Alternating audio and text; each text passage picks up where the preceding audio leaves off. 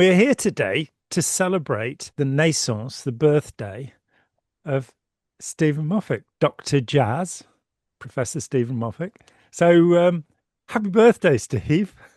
Yeah, thank you, thank you, thank you. And this shirt is probably not visible very much, but it is actually a Japanese children's shirt of sorts that is representing Japanese Children's Day. And we got it years ago at a Japanese cultural center in, of all places, Fort Lauderdale, Florida. And thankfully, I could still wear it because I've gained some pounds since then. So I only wear it once a year Oh, on today, and it gets me in the spirit of the birthday. oh, that's splendid. I do like that. That's Yeah, a really good story. I, Okay. I could wear a Mexican shirt because it's also Cinco de Mayo. And that's what everybody knows. Not everybody, but especially in the United States and Mexico and other Latin countries, today is Cinco de Mayo when the Mexicans won an unexpected battle victory over the French way back in 1862 when the French left some years after that. Yeah. Yeah. They went home and wouldn't play anymore. That's right. Yeah. Very sad. So, Okay. Well, we talked a little bit about mass sociogenic illness. And so what I'd like to do is to read a little passage from my book, Opening Our Minds, which I'm sure everybody will just rush out and buy immediately, this shameless promotion of my work. So let me find that. So this is under the heading Mass Hysteria. I've got the wisteria out in my garden every year, and I make that joke every year, the mass wisteria. Uh, Even without anyone manipulating us, our reactions and perceptions are extremely malleable. We can be influenced by events and by the group to which we belong. In the final months of 2005, a fearful epidemic swept through schools in Chechnya. More than 100 people from different parts of the country, mostly teenagers, were rushed to hospital with seizures, respiratory problems, and fainting. Some patients were comatose. Others had as many as 4 fits a day. Parents watched as their children writhed in agony, their complexions flushing from ghostly white to deep crimson as they screamed in terror. Following the diagnosis of local doctors, a municipal governor went on television to insist that the Russians were poisoning Chechen children. hmm. Toxicological analyses failed to reveal poison, and not one of the patients responded to treatment for toxins. A Russian psychiatrist arrived with a coterie of toxicologists, and after examining the patients, said they were suffering from conversion disorder, more commonly known as hysteria. Chechen clinical psychologist Professor Khapta Akhmedova, who had followed the Russian psychiatrist on his rounds, disagreed with the consensus of her medical colleagues and diagnosed mass sociogenic illness, or mass hysteria. She reasoned that it was extremely improbable that so many people so far apart would spontaneously develop identical symptoms unless the condition was sociogenic, an illness that affects a group. Mothers stayed at the bedsides of their hospitalized children, determined to protect them. When one started screaming throughout the hospital, the others would follow suit, maintaining the frenzy at fever pitch. To make matters worse, a mullah told one of the girls that she was clairvoyant, and she then terrified other sufferers with dire predictions. One was told that she must stab the other girls to save herself from being murdered. Another was told she would commit suicide, and sure enough, she tried to jump from a balcony, making a second attempt soon afterwards. Professor Akhmedova had to calm the panic. She went from ward to ward, asking the girls and their mothers to describe the events leading up to their illness. Realizing that talking was overexciting the patients, she asked them to represent their illness in drawings and then explained to her what they had drawn. The patients began to calm down. As soon as possible, patients were sent home to stop the contaminating effect of the group. Akhmedova enlisted the aid of her former students, and they spent months working their way through all of the patients. As she was the only psychologist in Chechnya qualified to give cognitive behavioral therapy, she had to complete every case herself with hours of individual attention. Through this therapy, all of the patients were eventually able to understand the true nature of their sickness. By the end of 2007, so 2 years after it began, every one of them had recovered. Professor Akhmedova is convinced that the root of the problem is the stress caused by more than a decade of warfare. Mass sociogenic illness is the most extreme expression of group dynamics. It lies at the root of witch hunts and the wholesale persecution of minorities. It is important to note that even without an external authority consciously directing their perceptions and emotions through deliberate influence, entire communities can share the same psychosomatic but physically very real afflictions. Simply by belonging to a community that shares the same culture and environment, individuals can be possessed by the same irrational fears. At its worst extreme, such group delusion creates the conditions for genocide. In an excellent review of the literature, Robert Bartholomew and Simon Wesley concluded, it seems clear that there is no particular predisposition to mass sociogenic illness, and it is a behavioural reaction that anyone can show in the right circumstances. No one is immune from mass sociogenic illness because humans continually construct reality, and the perceived danger needs only to be plausible in order to gain acceptance within a particular group and generate anxiety. Compliance with authority has another dimension, which we will talk about in the next chapter, which we're not going to do. So there we are. Whoa. And this is yours is your special subject, really. What happens, social psychiatry, and how we look at groups and group reactions. So comment, please do. Oh, yeah, there's so much in that excerpt you read to us. And just to start with, there could be mass sociogenic health, mental health too, can't there? And maybe that's where we should end up. Yeah, good point. You know, you brought up, you emphasized some acute mass suicide, not suicide.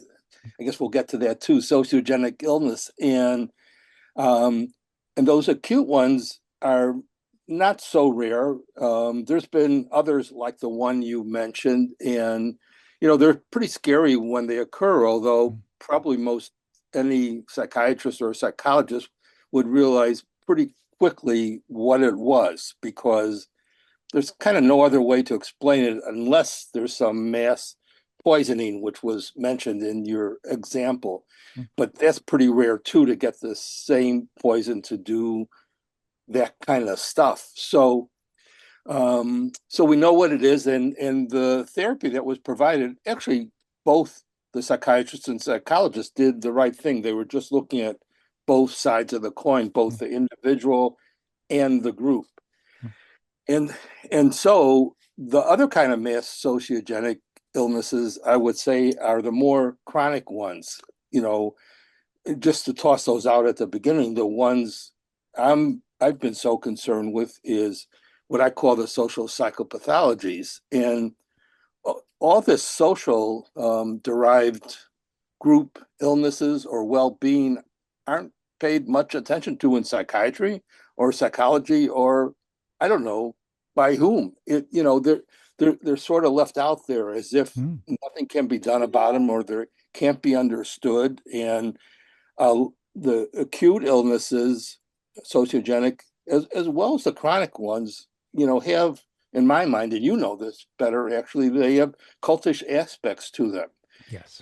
And so somehow being part of a group has to be convinced that something irrational is true. But we're social beings, and the vulnerability that was illustrated in the example shows how common it could be for us to be influenced adversely as a group. We also have the potential to be influenced positively, but you've brought up the adverse repercussions, which, of course, in a broadest psychiatric sense, I guess, as I think about it, is part of psychiatry, should be part of psychiatry, and we should be researching it better and trying to find better understanding and solutions. So kind of a long-winded general answer. Yeah, well, you got a long-winded citation at the start, so it's only fair that you should. And it does, you found me out that my concern is sort of, well, when you get a group of people who believe something together, so of course the central object of my interest, though I have studied literally hundreds of groups and written about terrorism and anti-Semitism and various other things, my particular concern is the Scientology group. And I'm just finishing a book, which is a thought experiment called If Scientology Ruled the World, which is to apply the ideas of this group and say, well, if they were in charge, what would happen?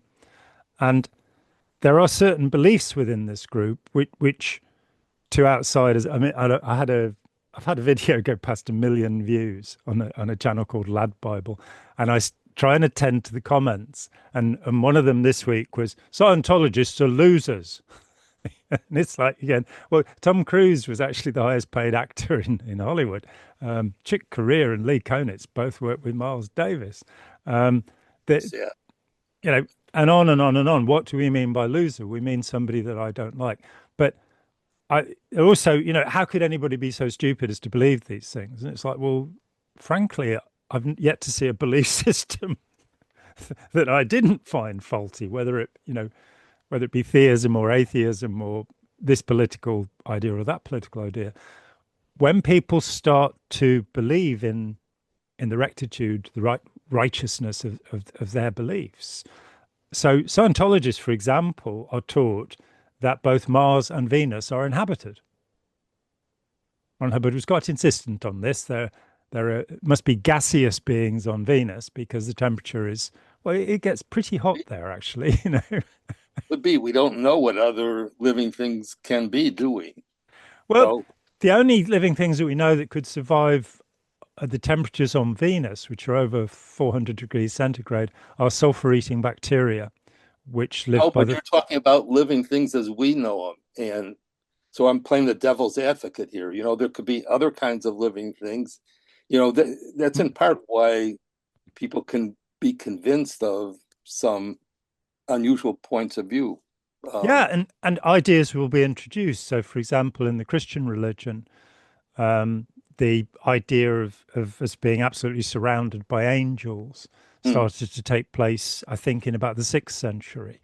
The idea that Jesus had a beard didn't make it until the 3rd century. The idea that the devil had horns, that too is about, I think that's 4th century.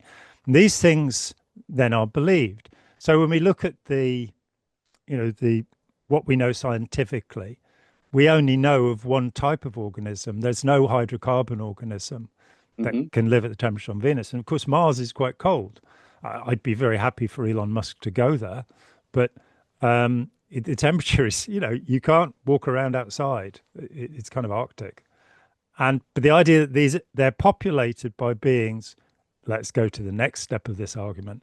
This is a prison planet, according to Scientology. We were sent here either because we were creative and artistic or criminal.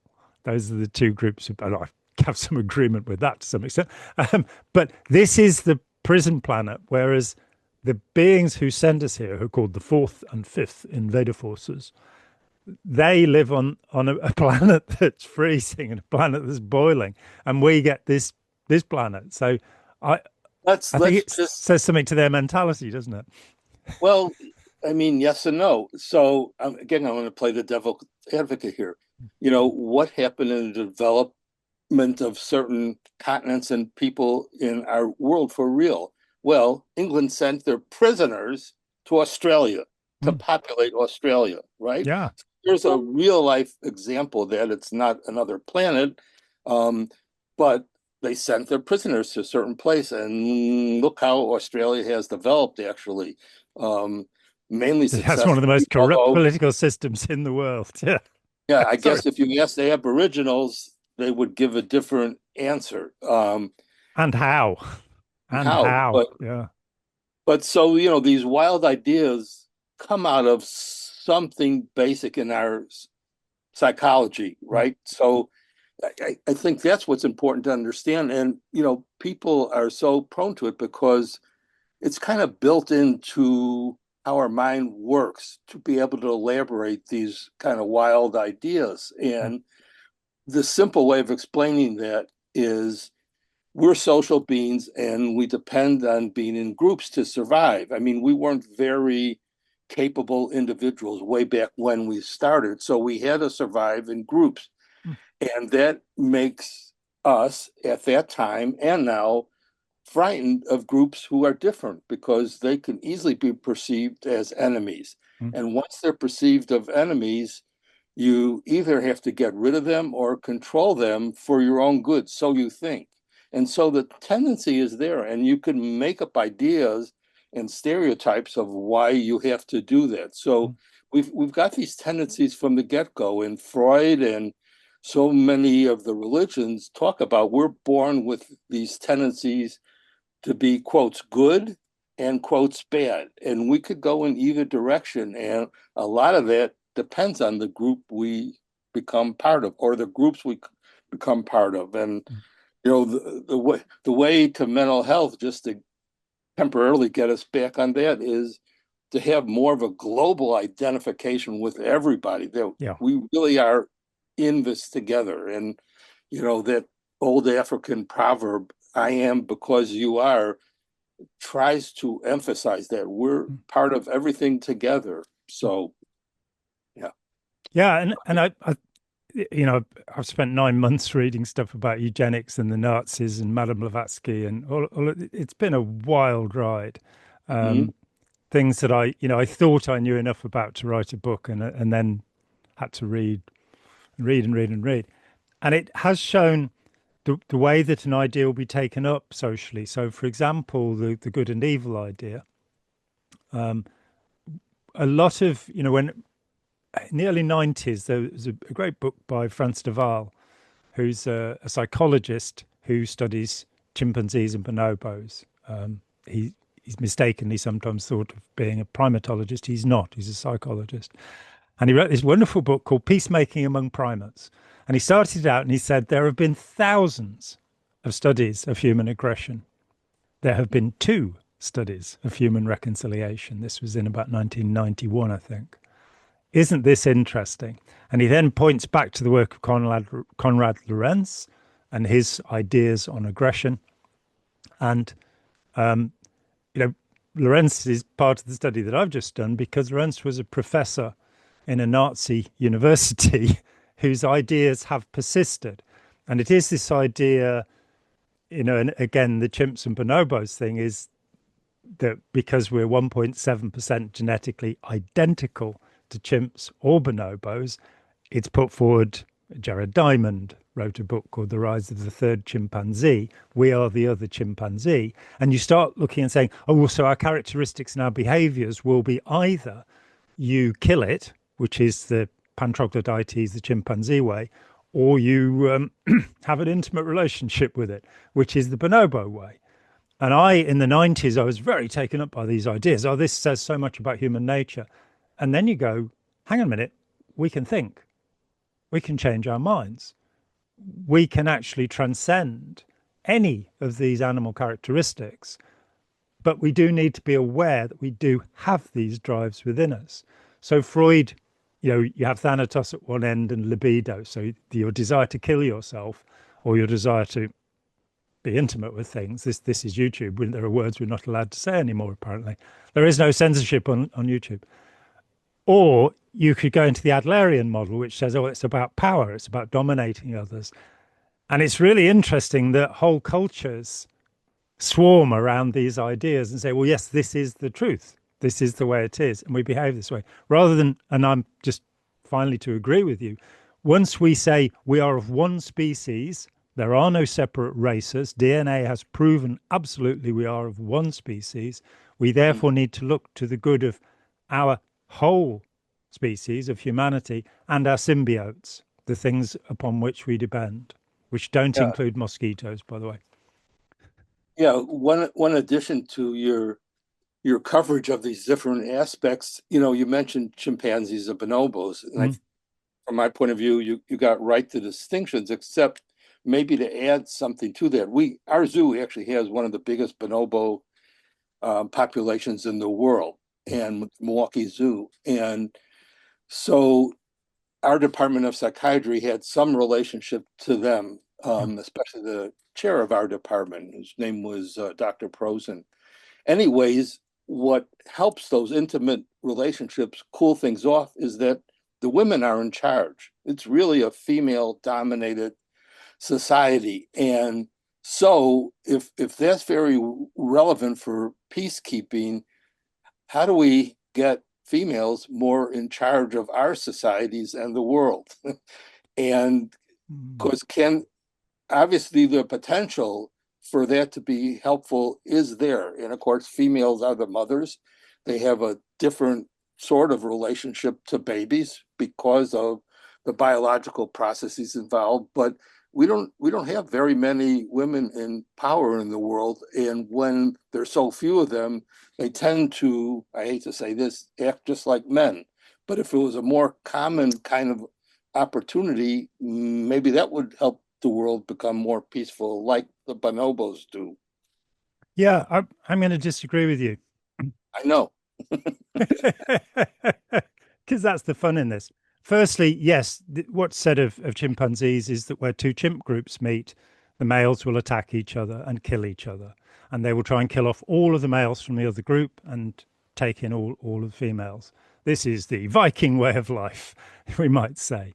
On the other hand, the bonobos, when the two groups meet, the male bonobos will shout at each other, and the female bonobos will sit down and have a nice cup of tea, waiting for the men to calm down. I would say that there is a danger in thinking that these are male and female behaviors. So it's not a matter of having women like Indira Gandhi, who sterilized more than 10 million people, or Golda Meir, or Margaret Thatcher, or Catherine the Great, or the Dowager Empress. It's not a matter of having women in charge. It's a matter of having people, whether male or female, in charge, who are concerned about the welfare of others. Yeah. And the same is true for but we fathers don't. and babies and mothers and babies, I believe, from my experience of my own 4 children. Yeah. But so far we don't disagree. Although I think it's good when we disagree because we don't do that very often. But Yeah, we should work at it. but yeah, those female leaders you mentioned is what I was trying to emphasize, not as exceptions, but when you're raised and can only get into power by acting like men, that's going to override the natural tendency of women, should I say. There's been some research on moral development and the difference between men and women. And Carol Gilligan, I think, is the prominent one with women. And she posits relationships as being the key moral issue for women.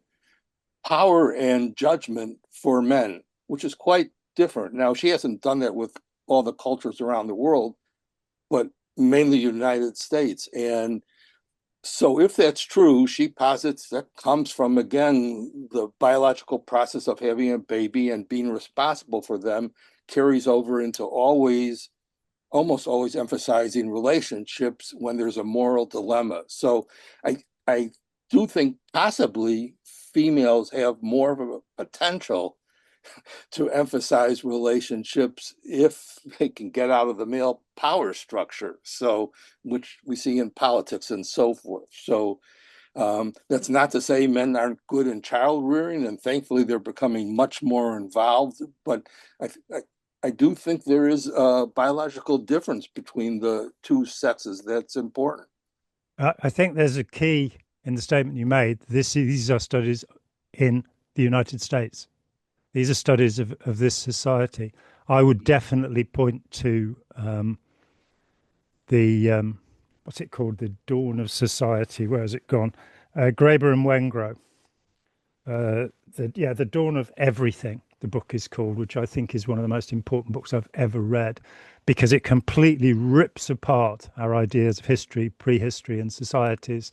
It takes apart the idea that you can only have capitalism or communism. It shows that there have been, for example, the Indus Valley Society in what is now Pakistan for 700 years existed without warfare.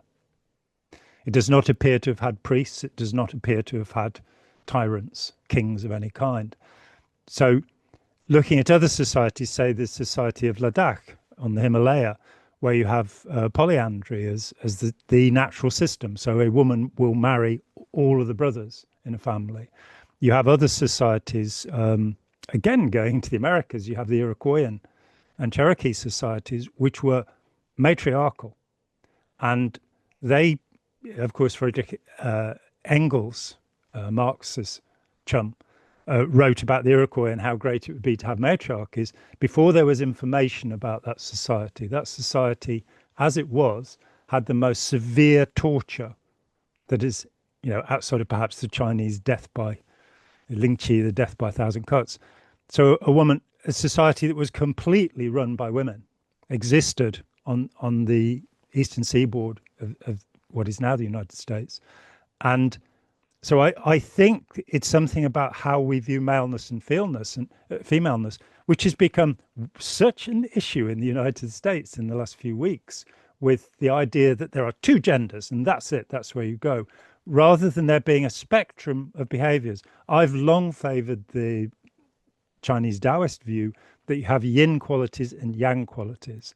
And those do not mean female and male, as they're mistakenly translated. They actually mean the shady side of the mountain, yin, and the sunny side of the mountain, yang. And the rest comes out from that.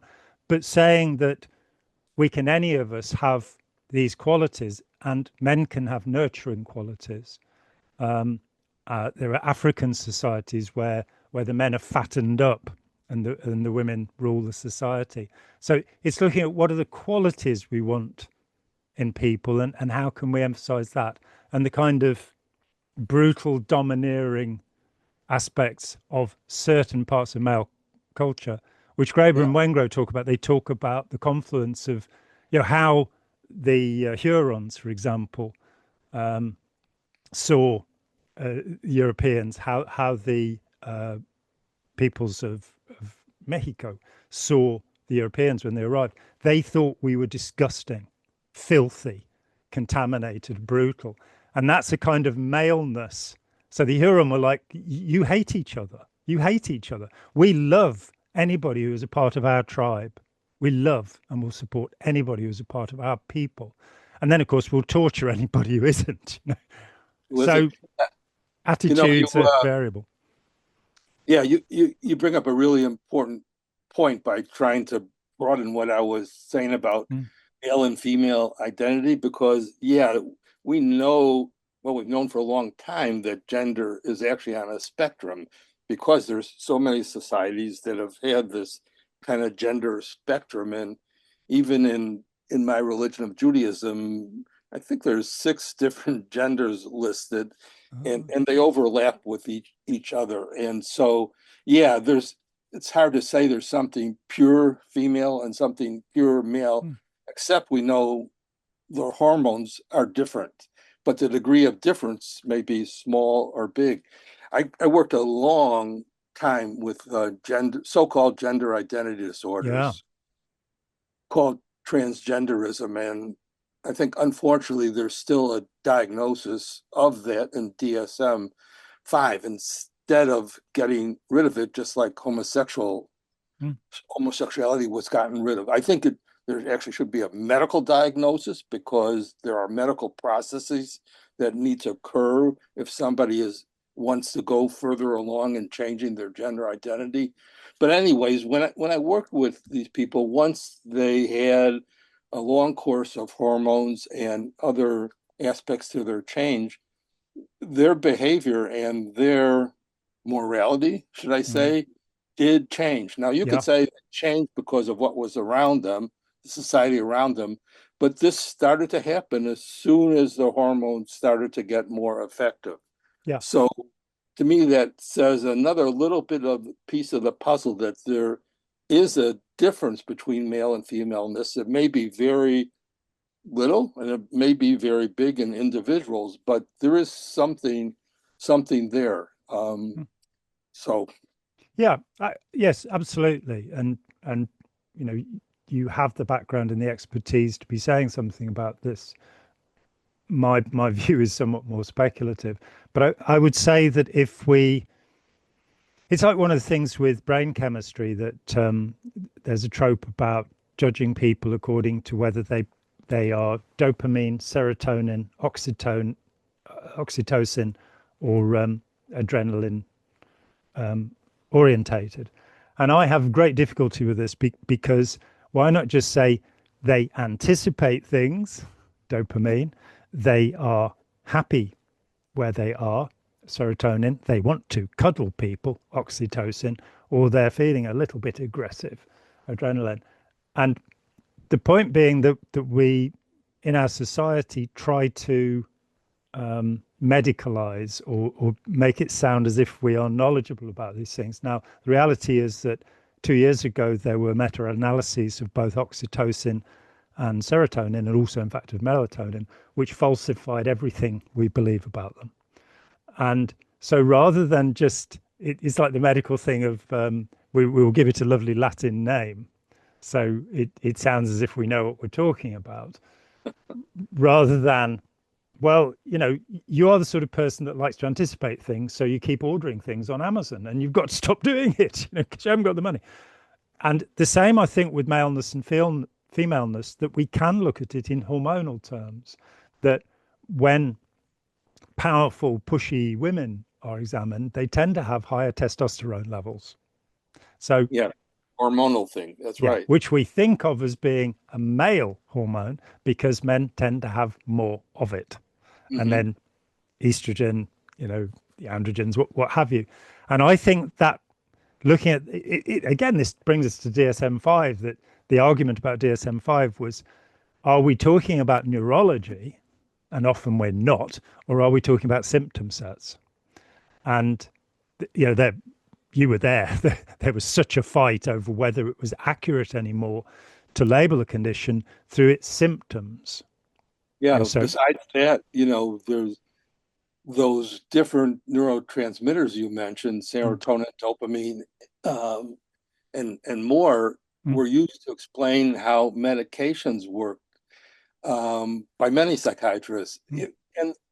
And I think the motivation was actually good. It was trying to explain how medications work so the public and patients would understand it. But then it became sort of almost factual. And our knowledge about how psychiatric medications work is so superficial.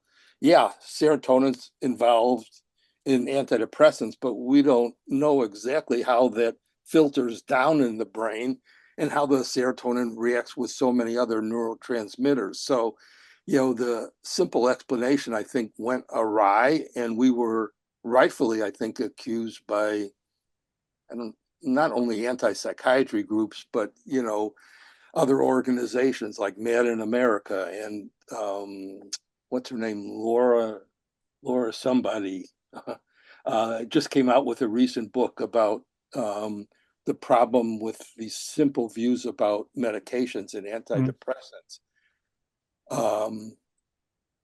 We'll find out the name of that book, I guess, after we're done. Spike will work it out. She's good at that kind of thing. So this is to say the brain is really hard to understand. It's so well protected that research is slow but steady, and sometimes simplicity causes more problems than it helps, as far as all this goes. So we have so much more to learn about just what we're talking about. So yeah, I mean, and there's been serious overconfidence in every generation. Yeah. I started reading Oliver Sacks' Man Who Mistook His Wife for a Hat. I read that in 1984. And because brain science is a taboo for anybody in Scientology, the brain is just a switching, it's a switchboard. Yeah, right. Yeah. And actually, really is phobic. So when my good friend Mitch said to me, "Oh, I've read this great book. Here, read this." It was good to feel naughty, to say I can break the taboo. I wasn't involved in Scientology anymore. There's no need for me to avoid this anymore.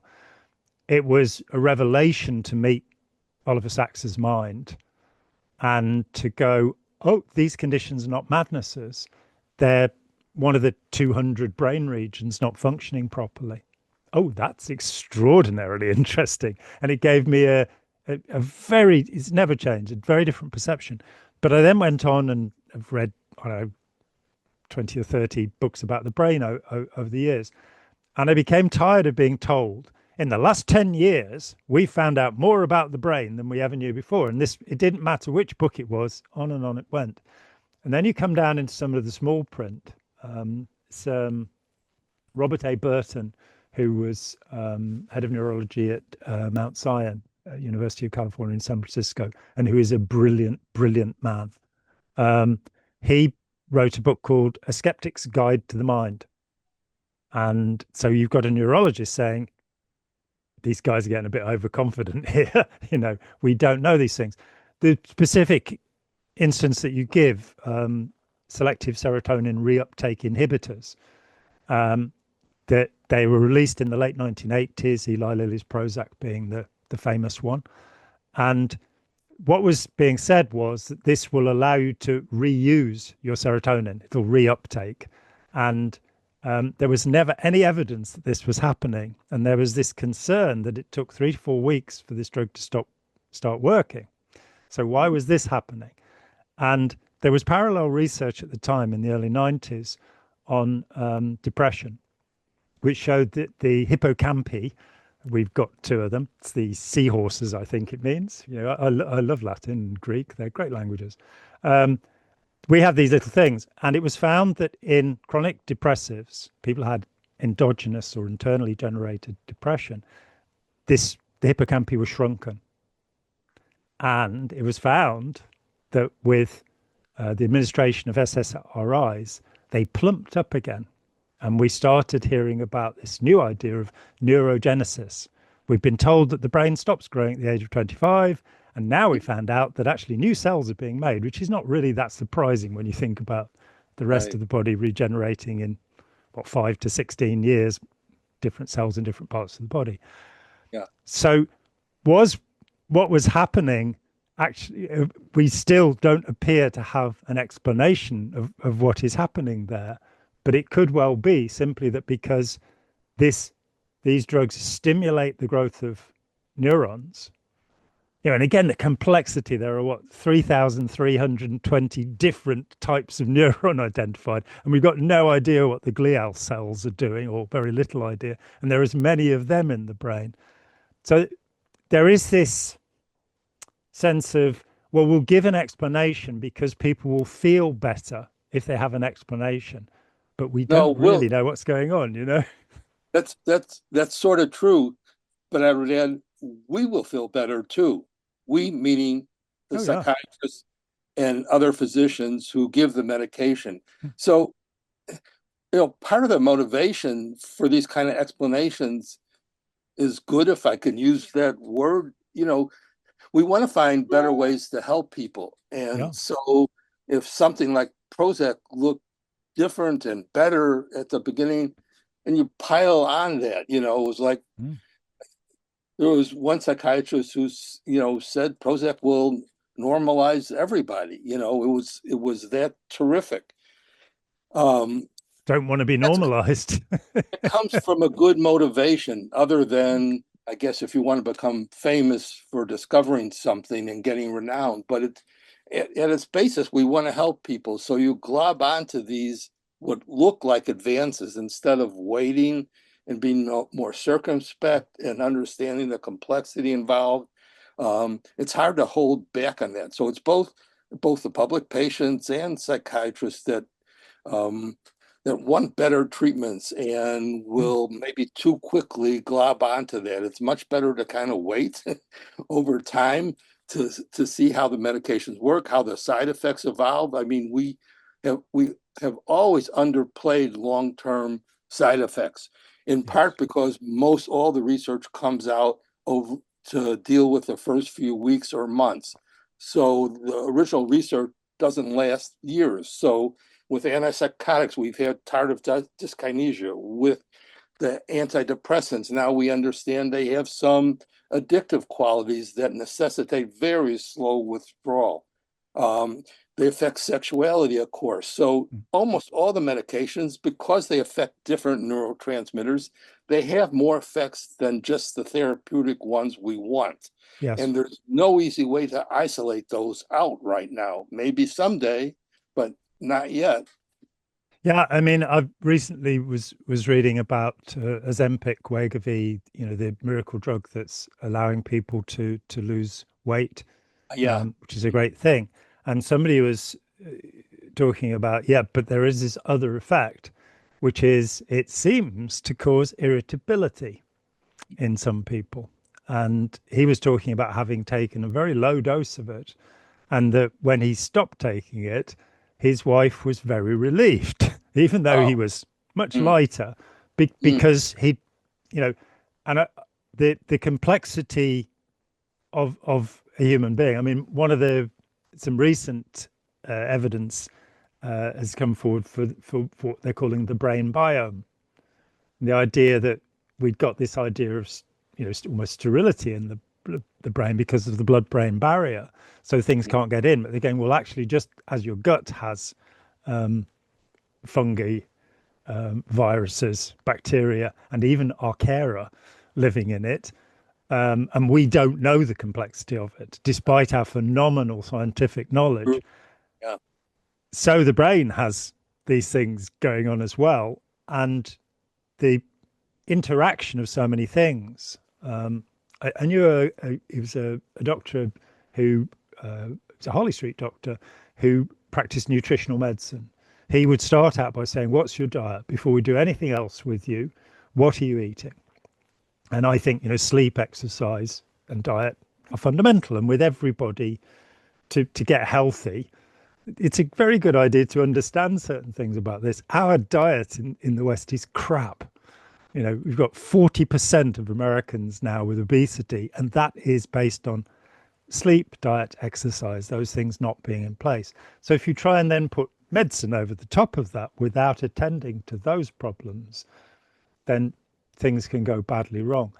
But one of the things this guy pointed out to me was what he called the cocktail effect, that if you're looking at what a single substance does in your test tube, you can see what it does. Add a second substance, add 200 other substances, all of the enzymes, all of the hormones, and then throw in some bacteriophages, viruses that kill off bacteria, and some various different kinds of fungi.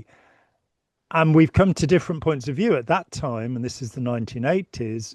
For example, Candida albicans, which causes thrush in the throat, in the naughty bits, can go throughout the body and be extraordinarily dangerous.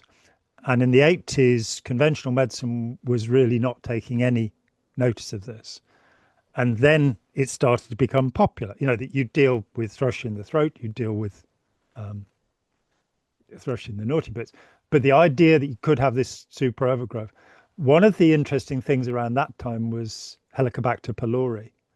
And we had Barry Marshall, who, poor man, spent 10 years trying to convince the medical confraternity that this was the cause of ulcers. And the textbook said no, bacteria can't live in the stomach because it's too acidic. So they could probably live on Venus, but they can't live in the stomach. And H. pylori not only lives in that environment, it ups the acidity. It likes it more acid. And so we then got the thing of, let's kill off the H. pylori, because it's 95% of ulcers indeed are caused by H. pylori. And then you got to this next phase, which is, and this is a personal story. I had 9 years where I was saying, I think I've got this. And I couldn't get treatment for it because it was, no, we don't accept that. We want to stick something up you and something down you and measure everything in your gut, and it costs thousands of dollars to do this. And that's what we want to do. I'm saying, why don't you give me a $5 test for Helicobacter pylori? And it took 9 years before I could convince a doctor to do this. And sure enough, I was positive. And I had the treatment, and it took 2 weeks, and they killed it off, and my condition deteriorated. This is a bit strange. Yeah. And it took me a while to work out that what had happened was I am gluten intolerant. And so my jejunum, the middle of my small intestine, was not functioning properly. So my alkaline digestion, the bile digestion, wasn't working properly. And in fact, having H. pylori in my stomach had improved my digestion. Now Hmm. there is work that says, well, it's the balance of these things. You don't want an overgrowth of any of them.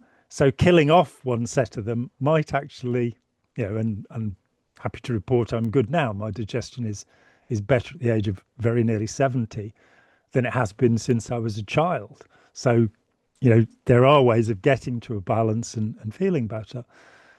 But Yeah, yeah, there's what you're illustrating again is so complex. The human mm, body is beyond the brain. The gut is just as complex, and yes, and so on. And how science works, you've illustrated too, is we understand as best we can at a given time, and thankfully, because we're curious and don't settle with our knowledge, we do further research. And mm, so, an essential quality of medicine and medical research is to be curious, and understand that things are complex. mm, Simple way of putting it is have freedom of your own mind to question what you've been taught. It may be true, it may not be true, or it's the best we can do for this current period of time. We can just look back to the pandemic, and probably lots of things could be criticized now, but that was a fresh situation that probably nobody knew what to do and used the best knowledge as it came up. And we probably still don't quite know what to do if another pandemic like that starts mm, again. But I think our knowledge is better now than it was when it started the pandemic. And nutrition, of all things, is so complex because over history, there's been so many diets that promise the world to people. We go nowadays from carnivores to only eat meat to vegetarians that only eat plants and everything else in between. And it's because the food has so many different substances, mm, and then our bodies are individually different. So to yes. make conclusions about nutrition, what's best for a given person is pretty impossible to do. It's like almost like a trial and error process, but you really can't examine what happens chemically to any great extent. So, we have to keep open minds, I guess, and to me that goes back to what we started with the groups too. You have to have open minds about the groups you're involved in. Yeah. Try to keep freedom of mind, that emphasis that's against cultish ways of thinking. And that, to me, that carries us through so much stuff, to have freedom of the mind, be curious and questioning about most anything having to do with human beings. So, Yeah, I couldn't agree more. About 10 years ago, when I was working at the Open Minds Foundation, I put forward the notion of healthy skepticism, because the word skepticism does have a negative connotation. And to say, the scientific attitude, which is not to have fixed ideas, to be willing to be challenged, to be willing to think over new evidence. With the pandemic, a couple of things did happen that are relevant. Firstly, there were protocols in place which had been agreed originally in the 1940s for the handling of pandemics. Those protocols were put into action in South Korea and Taiwan, where they had very few deaths as a consequence. The Western countries had all agreed to those protocols and did not put them into place. So we do have some idea. The other thing that came out of the pandemic was, in this country, Professor Tim Spector, who's a professor of genetic epidemiology, started a project called Zoe Predict. And our dear Prime Minister Boris Johnson actually tried to stop the project, close it down. But it, in the end, reached nearly 5 million people and became the largest dietary survey that had ever been done by far. It continues to this day. I've participated in it. And they have been able to make certain general statements. One of them is, as you say, each individual metabolism is different. But there are certain things that we can say. So, for example, arsenic is not very good for us generally. So there are extremes and limits. What has been seen, what they've put forward is, that they do testing, and they accept that their testing is limited, but it's a lot better than it used to be because it's now based on millions of outcomes and seeing how those work. And that's brought us to the 30 plus plants per week basis for a diet, that foods from 30 different plant sources seem, over this large number of people, to lead to a healthier outcome. A low carbohydrate, using extra virgin olive oil, which seems to have almost miraculous properties as an anti-inflammatory and various things, and may explain what's called the French paradox. Why is it that the French smoke so much and drink so much but live longer than other people? Well, because they're pushing the olive oil down themselves. And it's interesting seeing the reverse. Sorry, good, because I'm taking more virgin olive oil now, so I'm glad to hear that. So there you go. I'd definitely Spector's written 3 books, and I can't remember what the last one was. It skips my mind at the moment. Food for Life, and this is a fantastic explanation, but of the science. I mean, Spector is one of the 100 most cited scientists in the world. He's published 900 papers. He ran clinics for osteoporosis and obesity for 30 years. And his approach is, it's fascinating reading his 3 books because you see him changing his mind. You see him finding out that something he said in one book, now there's evidence against that. Or that doesn't, because he was into petting zoos for a while, the hygiene hypothesis, and he came away from that because you can catch some quite nasty things from animals, so let's face it. His work has been simplified by Jessie Inchauspe, who is better known as the glucose goddess. And we are seeing a health revolution in the UK where people are overcoming persistent problems like eczema or sleep apnea, acne, by changing the sugar intake and the sequence in which you eat food, so that you start with your fiber, your greens, you go to your protein and fat, and then you have your carbohydrate if you're going to, and then you have dessert if you've managed that far. And exercising once, having 10 minutes of a constitutional, very simple, very straightforward recommendations, which are getting, we're the center of it in this country now. And this could be something that's quite important. But it does depend upon constant vigilance, to use the words of, I think it was George Washington. Constant willingness to fight back was the other bit of it. But that we need these fixed ideas that come in. Mars and Venus are inhabited by the people who sent us here. And they're going to come and get us any minute. According to Scientologists, they've still got these space stations, which nobody's otherwise seen. Maybe Elon Musk knows about them. That when you die, collect up your spirit, which is, you are a thetan, a being, collect you up and then implant you and send you back down again. Which is a bit like the Tibetan Book of the Dead, frankly. That we get all of these ideas in studying, where did Aryan race theory come from? That's been an essential question that I've been working on for 9 months. And I know where it came from. I know exactly where it came from and the route that it traveled. And people will adopt this. If you talk to a neo-Nazi and you say, so you believe you're an Aryan, what is that? And they go, well, it means I'm a white person.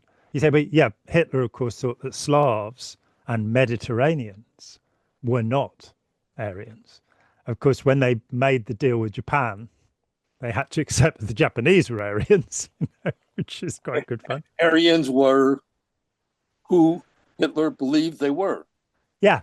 And when you trace it back to the group that founded the Nazis, the Toolgesellschaft, where the founder members of the Nazis made the party and then Hitler is recruited, you find that they're an offshoot of an occult society called the Germanenorden, and that their principal drives are A, ritual magic, and B, getting rid of Jews. These are the things that drive them. And their Aryan race theory is it's something that developed in the 1880s. It's that modern. Right. And It starts, in fact, with a senator called Ignatius Loyola Donnelly, who served 4 terms in the US. Sorry, congressman. I'm not sure actually if he was a representative or a senator.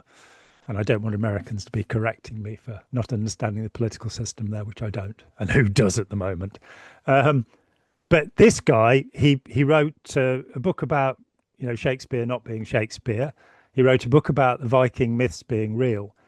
And he, in 1882, published this book about the lost continent, which is absolutely based on a complete mistranslation of two of Plato's statements, the Timaeus and the Critias. And it is a complete mistranslation that's gone forward with the idea that Atlantis was this continent in the Atlantic. No, that's not what he says.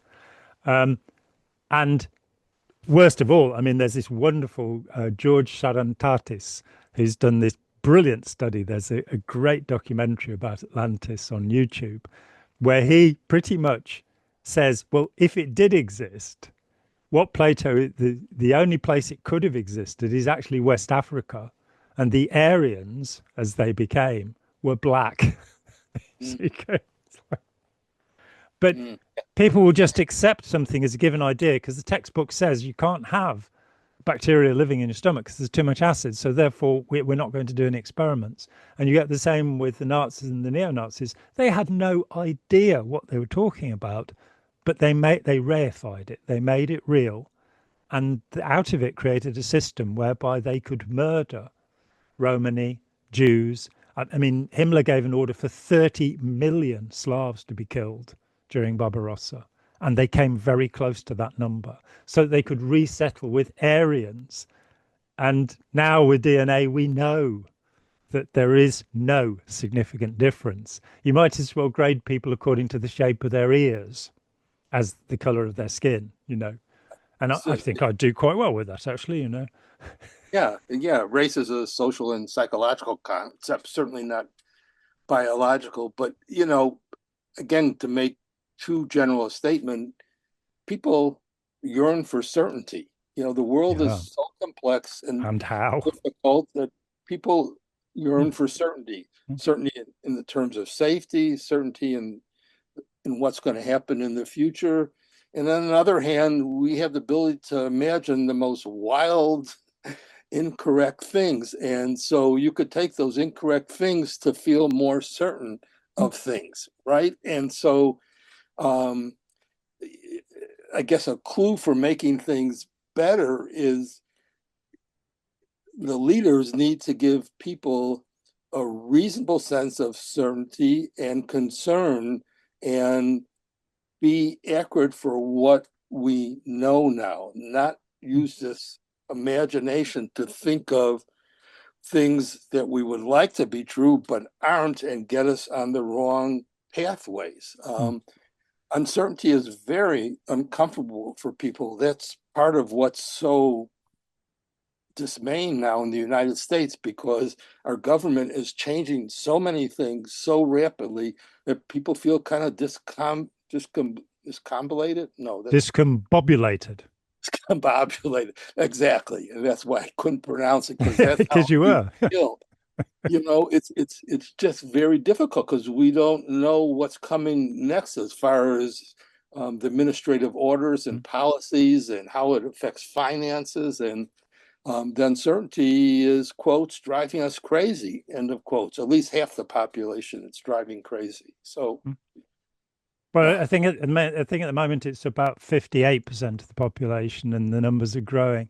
And of course, when the shelves start emptying out, which should be in a couple of weeks now, and it's true that what Hitler offered the German-speaking people, I'm not going to say the Germans, what he offered them was certainty, the certainty that they were the master race, the Übermensch. In power, In my researches last week, to my amazement, I found out that their Untermensch doesn't come from Nietzsche, as I'd always presumed, and we do. It came from a translation of an American eugenics textbook. And we then find that eugenics, Hitler wrote to the author of this book, a guy called something like Lollard Stoddard or something, funny name. He wrote to the author and said, "Your book is my Bible." Mm. And the Nuremberg laws were adapted from American principles, Yeah, which were already used in the yeah, sterilization of people in the United of course. States. And Hmm. you start getting this, this simplistic belief that you can breed human beings in the same way that you would breed horses, dogs, rabbits, or flowers, without understanding that those things are single trait. Hmm. You're breeding tulips to be a certain color. You're breeding racehorses will tend actually not to be as healthy as cart horses. Hmm. Dogs that have been bred to have their faces pushed in will get Yeah. asthma. you know, and the idea of selective breeding of humans was always preposterous. Mm. But you get, and indeed, one of the things I got into is in Mannheim in Germany, there is a survey of schizophrenia. And because, of course, a 250,000 schizophrenics were either killed Yeah. or sterilized Yeah. under the Nazi regime, and they killed everybody in the mental hospitals in every country they went to. Yeah. But so they had this massive program in Germany, yet Mannheim still has far more schizophrenics in its population. So the genetic argument didn't work. And it's that, as you say, simplicity and being simplistic coincide. We need to have simple solutions, but when they become simplistic, Mm. overly simplified, Good distinction. Yeah. yeah, and the certainty. I mean, what is being said economically at the moment is perhaps if tariffs had been put on and that was that, it would have been a lot better than putting them on, taking them off, putting them on, taking them off, as if you can run countries like businesses. You Hmm. can't run countries like businesses. Businesses don't have armies, which is a good thing. Really. But yeah, and so finally, the thought that interested me, which we brought up along the way, is that any group of people adopting a set of ideas, where those ideas become damaging to the greater society, we could say that we're dealing with something that is a sort of a mass sociogenic illness. Where those ideas are positive, say the anti-slavery, the abolitionist movement, then it can be the positive version of a sociogenic illness. There's a preferable state, which is the point where we do have the best possible understanding of why we're doing what we're doing. That there is evidence that supports it. And because we've seen such shifts in that, when I was a kid, we were given milk at school because it had been found that the majority of British children were malnutritioned between the two wars. And so they started giving milk, a third of a pint of milk a day. I can remember little bottles of milk. And then Margaret Thatcher, when she became Minister for Education, took the milk away from the schools, which is why she's called Margaret Thatcher Milk Snatcher. And this was backed by an idea that fat is bad for us, and therefore we must have this super low fat diet, which in turn has proved to be deeply unhealthy. So our pundits, our experts, our people offering us our certainty, we need to be able to challenge them. I think that we are seeing unresolved authoritarianism throughout our culture, that our school system, our education system is authoritarian. It's about obedience. It's about conformity. It's not about creativity. It's not about teaching kids to say, hang on a minute, I don't understand that. Could you explain it? Or no, I don't want to do that. It's about, no, come on, go with the mob, jump on the bandwagon, do as you're meant to do. We're not teaching what my friend Ira Chalef calls intelligent disobedience. No, and my field has some responsibility for that, because what happens when there's too much authoritarianism is people get afraid of opposing it, Mm. right? It And becomes so, dangerous. yeah, and so then they fall in or are quiet and whatever. And I think psychiatry has and psychology has some responsibility to help educate people about Mm. what's going on today. But again, because that's a social issue and in a way emphasizes what helps normality, we don't pay much attention to it because we pay attention to individuals with so-called illnesses. But I think there's a role for us. But just like we're talking about most everything, individuals themselves are hard enough to understand. And that's why it's so challenging to be a psychiatrist trying to help people get better. But then when you're talking about groups, that escalates the complexity, but that doesn't mean we shouldn't pay attention for how to make groups be better for the world as a whole, not just for themselves. Just like individuals who are mainly concerned with themselves are problematic because they don't really care about other individuals, right? There's this one of the old sayings that I like the best, and it sort of dovetails with my real first name, was by Hillel, a great Jewish scholar around the same time as Jesus Christ, the turn of the common era, so to speak. Anyways, if I am not for myself, who will be? If I am only for myself, what am I? If not now, when? Meaning we have to be concerned for ourselves, but we also have to be concerned about other people, and we have to do that now, both of them together. So same about groups. We need to be concerned about the groups we value the most and are part of, but not only them, it's other groups too. We have to be concerned about other groups and the whole world. We got so many threats to the world now, collectively, whether it's nuclear, the climate, poisons and toxins and so on. It's just, if we don't do things together, our world is doomed for the future. It's just, we have a term now. What didn't come out of psychiatry is called polycrisis, meaning there's these big polycrises going on, various big crises, and we're actually giving a learning lab for that at the upcoming APA meeting in 2 weeks.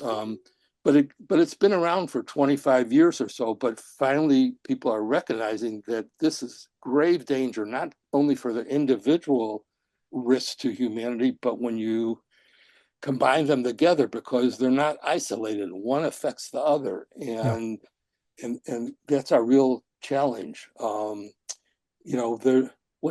book from the 1970 by Toffler called Future Shock. Alvin Toffler, yeah.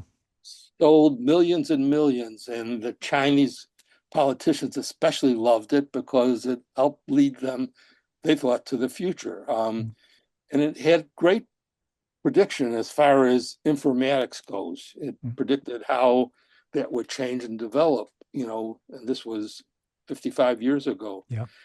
But we might say the future shock is actually now. It's happened, it's here. And, shock causes trauma. And again, that's where mental health professionals come in. We're supposed to be able to help shock and psychological shock and trauma. And we need to do more of it. So it's a very risky time we're living in now. Yeah, it's the extremes of our society. I have hope for our species. I think we have all of the tools we need to do something, but I think that we are being overwhelmed by the polycrises. That sense of, well, what on earth can I do? I find out that, for 40 years I've been recycling my paper and my plastic, and they burn most of it. That it's just part of a trick to make me feel that I'm contributing something. And at the same time, corporations, in the US, you're now seeing reversal of all sorts of environmental protections. Yeah. So you may come to the point with the Environmental Protection Agency gone, where nobody's even testing water quality anymore. So you could get typhoid in the water or cholera and have huge. As if it's of good quality now, which it's not. But yeah, as if it was of sufficient quality. Thankfully, that's something we do have. We have good quality water here. Come and live here. We have good quality water, Steve. Well, yeah, as ever, absolutely fascinating to engage with you. And we will go forward and do this again in the nearness of time, by which time I will probably be in my 70s as well. Yes. Well, thank Looking you. forward to it. Yeah. Thank you as usual for having me. I and having me today. It's sort of family asks, well, what are you doing today? I said I'm being interviewed, and it's a gift. It doesn't feel like work. This is a gift to be part of each interview we have together. Because I learned so much from you, and the topics are interesting and not talked about too many other places. And so I thank you for this special birthday gift today. Well, it's been absolutely my pleasure. Thank you so much, Steve. And please, people, write comments, write questions. And I have a new request, which is if you've got this far into the video, if there are any bits of it that you liked, make a note of it in the comment, put the timestamp where that bit is, and please then put that onto your own social media, because we're really not reaching enough people, and it's important now that not simply that we sit as pundits and talk about things, but that these things are talked about. And if we're encouraging debate and discussion, which in the comments would be good, but all around, please let's make the world a better place. Amen. Amen. Thank you so much, Steve. Hi, John here. Thanks for watching. We'd appreciate it very much if you would click like, as well as subscribe, and click the bell for notifications. Every dollar helps, and we welcome new patrons on Patreon, or you can make a one-off payment with any currency through PayPal. Thanks so much.